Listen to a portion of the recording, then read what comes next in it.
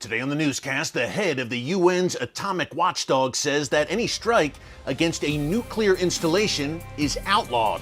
What does that mean for Israel and Iran? And what does Benjamin Netanyahu have to say about it? Find out next.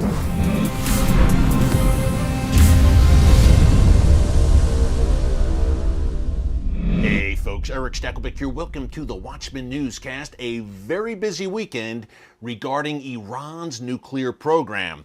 The head of the UN's atomic watchdog agency, his name is Rafael Grossi, and he heads up the International Atomic Energy Agency, or IAEA for short. He visited Tehran for 2 days, where he met with top Iranian officials, including Iran's President Ibrahim Raisi, also known as the Butcher of Tehran, and for good reason. It seems that Rafael Grossi emerged from these meetings with Iran's mullahs very encouraged about the future status of Iran's nuclear program and Iran's transparency regarding it all.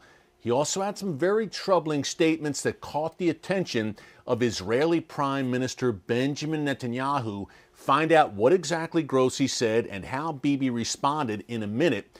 Up first, just a quick reminder, if you have not subscribed yet, be sure to subscribe to the Watchman News channel right here on YouTube and click the notification bell so you get alerts every time a new video is posted. Folks, we are covering the stories that the mainstream media is ignoring, so we would love to have you here with us as watchmen and women on the wall for such a time as this. A lot going on in the world's most chaotic and strategic region, the Middle East, and we break down what it all means and how it affects you, no matter where you live, so be sure to subscribe. Okay, let's get into it.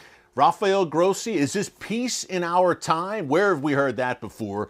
He came out of this meeting with Raisi and others over the weekend very encouraged, and he held a press conference on Saturday, March 4th, in which he said a few things. Number one, that Iran would now be more compliant. They are going to allow cameras back inside of their nuclear installations. How nice. The IAEA cameras will apparently be in full operation once again, at least at select sites. Remember, Iran's nuclear facilities are scattered throughout the country, and it is a very large country. Iran is sits upon a very large land mass.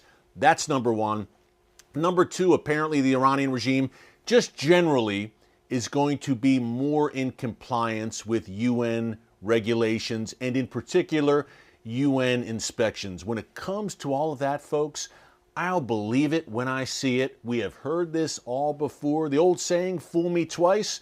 And the ironic thing here is Rafael Grossi has been pretty forthright about the Iranian nuclear threat over the past few years. He's made statements saying, look, folks, they are very close to having the bomb. Something needs to be done.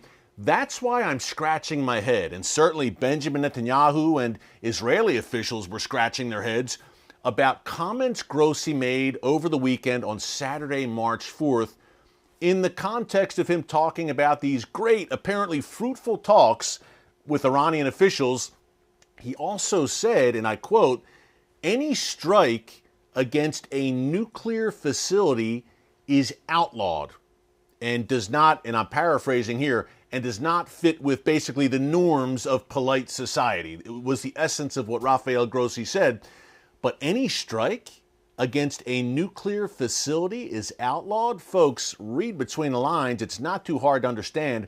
Number one, when he's talking about a strike against nuclear facilities, clearly he's talking about Iran's nuclear facilities, and clearly he's addressing Israel. He didn't have to mention the players. We all know who Rafael Grossi was talking about. Why would he say that? Well, number one, he knows Iran's driving for the bomb. Number two, he knows it's an existential threat to the existence of the state of Israel, not to mention the entire region and the world ultimately. Grossi knows all of this, and he also knows that Benjamin Netanyahu means business. He has said time and time again, we will not allow Iran to acquire the bomb, and if we need to resort to the military option, we will have to unfortunately do that to preserve the existence of the world's one and only Jewish state. So, in my view, wildly irresponsible and short-sighted for Rafael Grossi to say that. It appears that Benjamin Netanyahu agrees, not surprisingly, of course. Here's what he said. I'm going to read it from my phone and just quote him directly.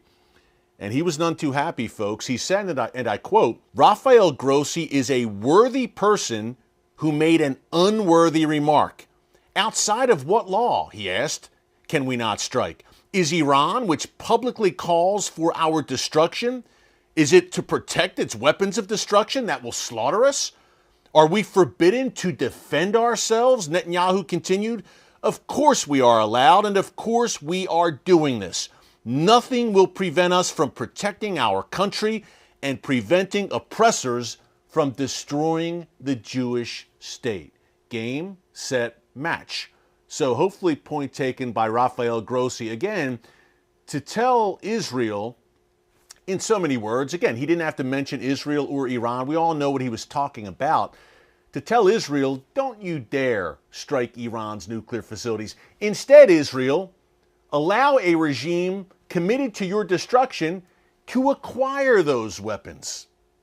Guess what, folks? If Iran went nuclear, and I firmly believe Israel will not allow that to happen, and Rafael Grossi knows that, and by the way, the U.S. knows that. That's one of the reasons you saw Mark Milley, the U.S. General Chairman of the Joint Chiefs of Staff, in Israel over the past week. There are serious concerns among the Biden administration that Israel may just act against Iran. Hey, we had a U.S. official testify last week that Iran is likely just 12 days away from having enough material to develop at least one bomb. And we know that the IAEA has said even that Iran is enriching uranium, at least at one site, to up to 84%. Not to get too in the weeds, know this. When you enrich uranium at a 90% level, that is weapons grade. That is the level where you can start producing nuclear weapons. Based on the Iranian regime's statements, they would use the bomb against Israel. Folks, it is a central pillar of the Iranian regime's ideology to wipe Israel off the map. It is a driving force behind their entire rationale for existence. I've said it before, I'll say it again today. What I do is not brain surgery. I simply observe and listen to the statements of Iran's leaders, and I believe them. And if the 20th century taught us anything, the century of Mao, Saddam, Hitler, and Stalin, it's that when evil men tell you they want to kill you, you should indeed listen to them and take them at their word. I don't believe what the Iranian regime is saying about Israel, or America for that matter, is just bluster for domestic consumption. Neither does Benjamin Netanyahu, no matter what Rafael Grossi and the UN say about an outlaw against a strike on Iran's nuclear facilities. No one wants to see it. It's an absolute last resort. But again, it all falls on Israel's shoulders, much as it did in 1981 when Israel struck Saddam Hussein's nuclear reactor, and much as it did in 2007 when Israel eliminated Syria's nuclear reactor. Do you sense a pattern there? When a hostile neighbor begins to develop nuclear weapons, Israel acts preemptively. Iran has certainly noticed that. So has the UN. Everyone knows the stakes. Everyone with common sense knows Israel's not going to sit on the sidelines and watch this all happen. Collision course, folks. Fasten your seatbelts. Stay in prayer. Again, no one wants to see this, but here on The Watchman, we are very realistic.